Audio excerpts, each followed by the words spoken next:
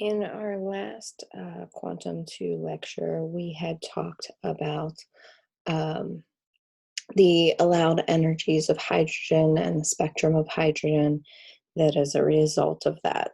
So our next task is going to be to look at angular momentum. If we look at angular momentum, we know that classically we are going to use the equation that our angular momentum is a result of the cross product of some sort of lever arm, so some radial distance from a center of motion crossed with a linear momentum. So classically, since this is a cross product, if we were in Cartesian coordinates, we would look at the x component of our momentum being a result of the y and z components of both our position, that lever arm, and our and our linear momentum. Similarly with the y, it's going to be a result of the z and the x components of those two factors. And with the z, it would be a result of the x and y components. So in quantum, we have some operators instead of just this momentum. So we have a momentum operator, say the momentum operator for x is IH bar, and then a partial derivative with respect to x. And you can fill in what you have for the momentum operator for y and z. So those momentum operations we're going to use to find the eigenvalues by exploiting commutation relationships. So when we obtain the eigenvalues, we're obtaining the solution to this.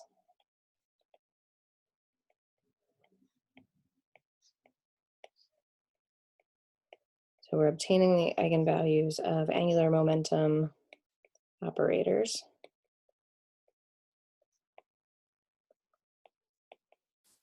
Remember, the eigenvalues are our solution.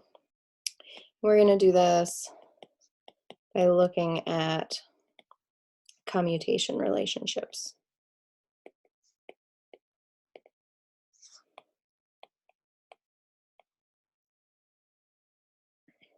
Okay, so simple enough. Let's start out with our first set of operators. So we've got an operator that gives us our momentum x component. I'll rewrite it here. And we've got one that gives us our y component. Write that right here. These two things do not commute. Good enough. So those two operators do not commute. So let's look at what I mean by that. So we're going to write our square brackets that tell us we're looking at how these commute, which means we're going to apply the LX operator first, and then apply the LY operator. Oops, that should be an X.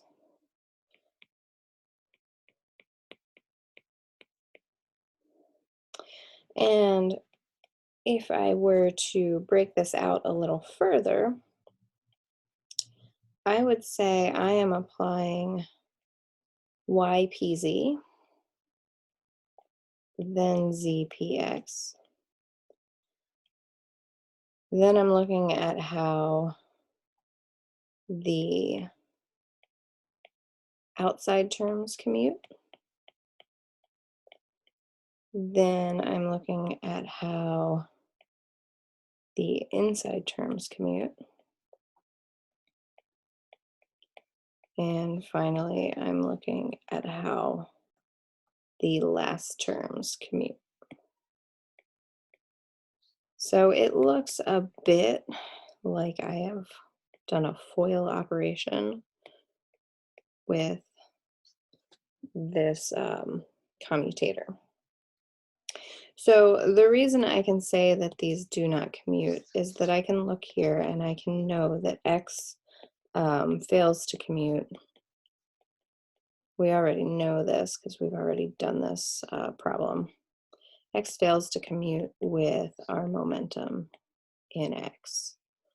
And what else do we have? Y fails to commute with PY, and Z fails to commute with our momentum in Z.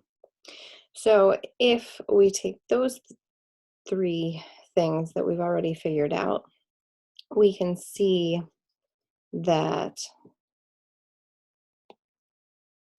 our I miswrote here. Should be a comma, not a minus sign. We can see that our middle term should drop out. Okay, so where does that get us to? If our middle terms drop out, we are now looking at how does Lx and Ly commute?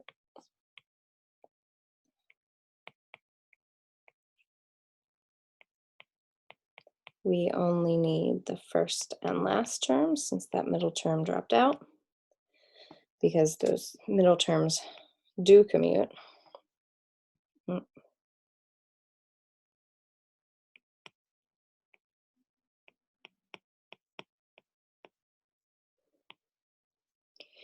And so let's write this in terms of our operators.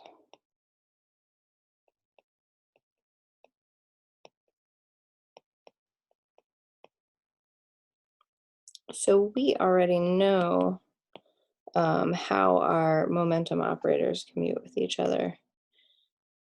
And we can simply write this. So what does that tell us? That tells us that the commutation relationship between our x component and our y component of angular momentum looks like IH bar times our z component of angular momentum. And I'm sorry, mistyped yet again, or miswritten this. This should be an L.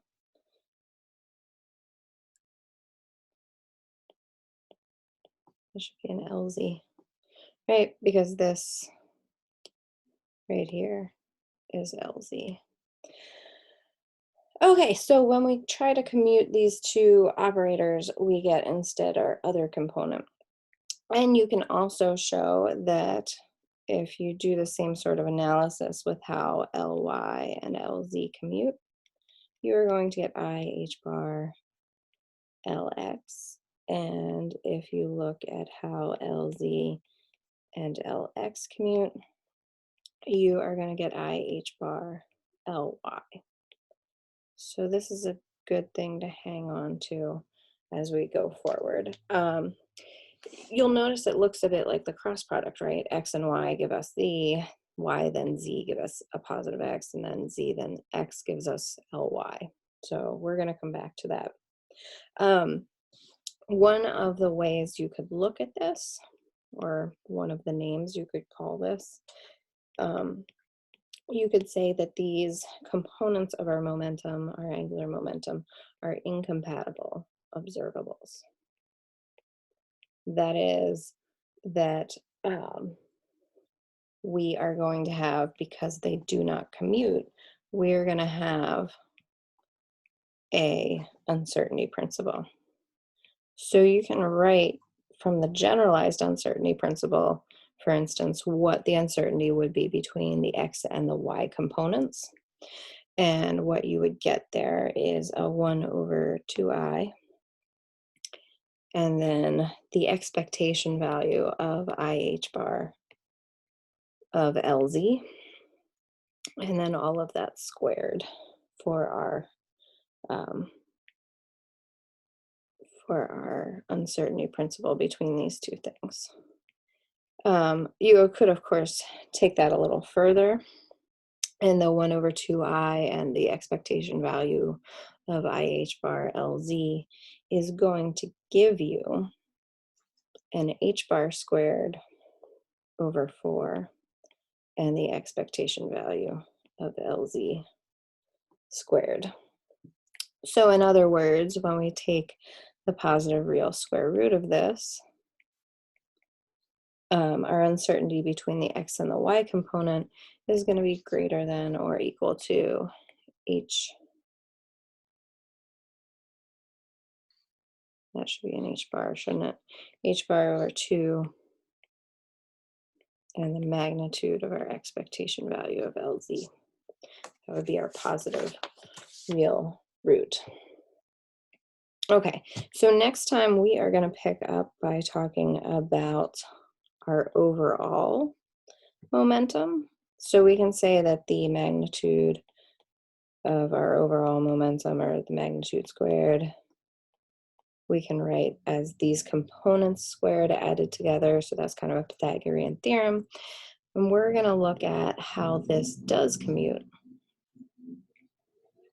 with our component Lx. So that's where we're going to pick up next time. I'll give you a pause right here and start there.